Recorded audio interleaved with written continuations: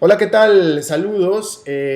Hace un par de días la Agencia Internacional de Energía pues lanzó lo que me parece a mí que es una bomba y una de las más importantes bombas en materia económica que se han dado a conocer en mucho tiempo aquí en el mundo.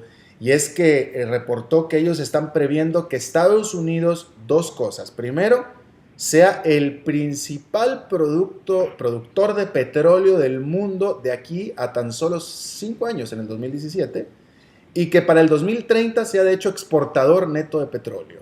Y esto por supuesto tiene implicaciones económicas, pero también geopolíticas impresionantes. Vamos a hablar sobre todo, bueno, pues de los dos temas, con alguien que sabe del tema del petróleo. Jaime Brito de PFC Energy desde Washington. Mi querido Jaime, ¿cómo estás? Bien, Alberto, ¿cómo estás? Buenos días. Buenos días. A ver, hay que decir que la Agencia Internacional de Energía lo dijo y lo confirmó lo que ellos piensan, pero en realidad ya se venía hablando del potencial tan grande de Estados Unidos, sobre todo en los últimos meses. Yo creo que la primera pregunta que yo te hago a ti, tú eres experto en el campo del petróleo. ¿Tú estás de acuerdo con esta previsión de la Agencia Internacional de Energía? ¿Ustedes también lo ven así? La posición oficial de PFS Energy difiere de los pronósticos que tiene esta gente el día de Ajá. hoy. No descalifico, no digo que esté mal hecho el análisis que hizo la Agencia Internacional de Energía. Podría tal vez estar de acuerdo en que puede ser un escenario. Hay escenarios en donde no se requiera ni la décima parte de lo esperado en la producción, es decir, podría ser uno de los tantos escenarios que salgan del futuro de la producción de Estados Unidos, pero nosotros tenemos un pronóstico que está mucho más en medio de los 11 millones de barriles de producción. ¿Qué es lo que qué es lo que ustedes están tomando en cuenta que la agencia no, o qué es lo que la agencia está viendo que ustedes no? ¿Por qué difieren? Vaya, porque decir de que, o sea, las dos posiciones son decir que Estados Unidos va a ser autosuficiente o que va a ser el principal productor de petróleo del mundo, a decir que no, hay una diferencia muy grande, ¿no? Claro, mira, te puedo hablar de lo que hace PFC y desconozco, para serte sincero, la cantidad de gente que tiene la Agencia Internacional de Energía, la cantidad de geólogos y expertos en lo que llaman upstream en inglés, que es la producción y exploración de petróleo. Entonces tenemos bastante, ha estado en el campo, que son geólogos, tenemos modelos en donde sabemos exactamente, literalmente, el lugar físico en donde se produce cada gota de petróleo en el mundo, y tenemos modelos, los lugares, los pozos o los lugares de excavación de todos estos nuevos desarrollos que están dando volúmenes extraordinarios en los Estados Unidos. Hay formaciones, hay una que se llama Bakken, norte hacia Montana y otros estados. Hay otra que se llama Eagle Ford, que también es gigantesca, que es toda la parte central y norte de Texas. Tenemos localizado, mapeado cada uno de los lugares de actividad y sabemos cuánto se produce, cuáles son los mejores lugares de exploración que están produciendo. Tenemos clasificado en porcentajes de cuáles son los mejores, menores pozos para dar resultados. Y en base a lo que sabemos que se está invirtiendo, a la capacidad para producir, tenemos un problema que difiere bastante. Vamos a hablar de números redondos. Los Estados Unidos a la fecha, vamos a ponerle números redondos de nuevo, produce 5.5 millones de dólares, perdón, 5.5 millones de barriles por día.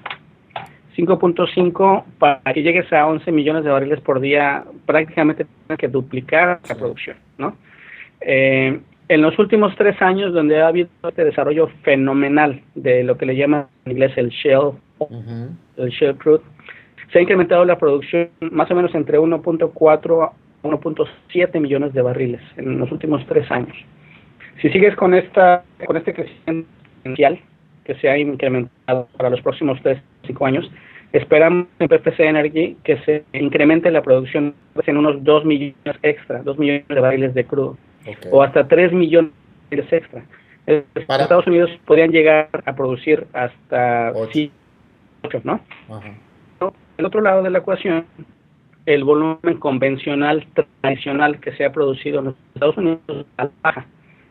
El crudo que tú típicamente llegas al mar o a un pozo petrolero y le taladras y te sale el fluido, como se produce en México, en la gasolina, este volumen convencional va a caer, ha seguido cayendo, por ejemplo, la producción de Alaska, el típico WTI en Oklahoma. Entonces, del otro lado va a caer producción en Estados Unidos.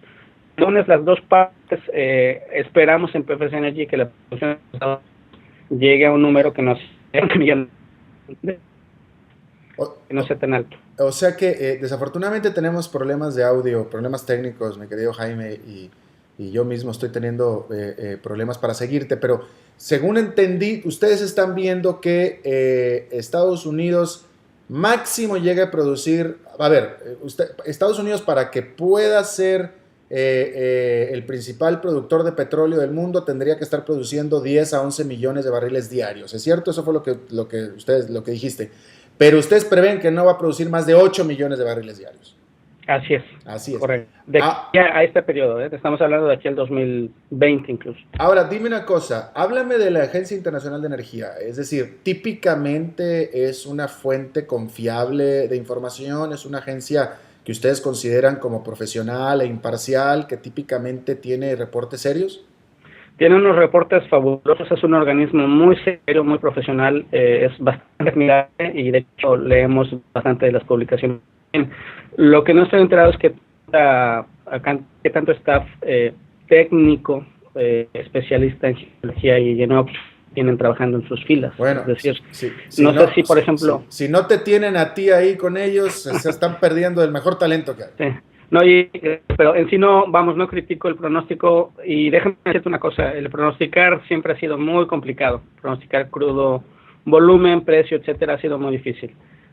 Particularmente el pronosticar el volumen de Shell crude que ha salido en los últimos 3-5 años el resultado sorprendido y han sobrepasado las expectativas de todo el mundo. Por ejemplo, tenía otro punto de vista hace 2 respecto al potencial, y el año pasado también los que estamos haciendo consultoría, los que estamos en la industria, estamos constantemente incrementando nuestras expectativas. En esto que tú estás diciendo es donde pudiera, es decir, ¿considerarías tú que en esto que estás diciendo tú pudiera ser que la agencia internacional o esta tecnología del Shell te pudiera dar una sorpresa en el que Estados Unidos eventualmente pueda efectivamente en 5 años estar produciendo 11 millones de barriles diarios? Hay un riesgo a la alza, es decir, hay una posibilidad de que en lugar de los 7,5 o 8 que puedan producir, desde nuestro punto de vista, produzcan un poco más. Es cierto. Sin embargo, ya la curva de aprendizaje ya se ha caminado de nuestra parte y ya sabemos de nuevo, a detalle la cantidad de exploraciones que hay, la cantidad de proyectos, el potencial, etcétera, y los problemas para llevar a cabo, o sea, que hay muchos problemas. Ahora, dime una cosa, estos 8 millones de barriles diarios que ustedes pronostican que Estados Unidos estaría produciendo, ¿estos de aquí a qué, al 2017? Más o menos entre 2017 y 2020. Ok, ahora, 3 millones de barriles diarios, es decir, actualmente Estados Unidos produce 5, están ustedes esperando que produzca 3 millones de barriles diarios, es muchísimo de todos modos. Y esto yo, juntándome contigo, yo puedo adelantarme a que esta producción tan grande en petróleo, nada más por parte de Estados Unidos, porque aparte también Brasil y otros países van a estar produciendo más, necesariamente van a tener que tener un efecto muy importante en los precios. Sí, claro. Y hay dos aristas bastante interesantes. Una es los precios y otra es las implicaciones comerciales mismas que desprenden. Y hay una dinámica súper interesante. Hay un pequeño gigante del cual no hemos hablado en la ecuación, que es Canadá. El volumen de Canadá, que actualmente estará produciendo 3,5 millones de barriles, es que llegue a 6 millones tal vez en 2017. Va a incrementar el volumen. Dentro de los análisis y estudios que hemos hecho en PFS, hemos ya pronosticado desde varios años que en algún momento el mercado de los Estados Unidos, el mercado petrolero, puede ser básicamente crudo canadiense, llegando desde el norte hasta Houston, hasta Corpus Christi. Ya se están construyendo o están en línea todos los proyectos de oleoductos que conectan el volumen de Canadá hacia el sur. Y volumen latinoamericano, los países.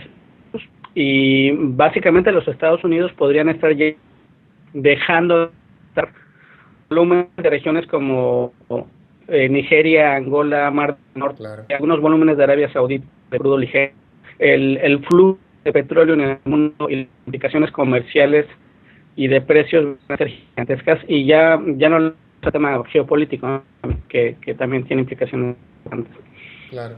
Ahora, dime una cosa, vamos a hablar del otro vecino de Estados Unidos, de México. En México actualmente se está discutiendo mucho, sobre todo ahora que ya cambia de administración, de presidencia. Hay mucha expectativa de que finalmente en el corto plazo se pueda abrir el mercado petrolero a inversiones privadas.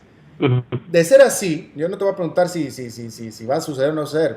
Lo que te pregunto es, de ser así, hay muchos que dicen, bueno, una vez que fluya la inversión privada, la exploración petrolera en México, se va a descubrir que México tiene muchísimo más petróleo del que se sabe que está produciendo ahora.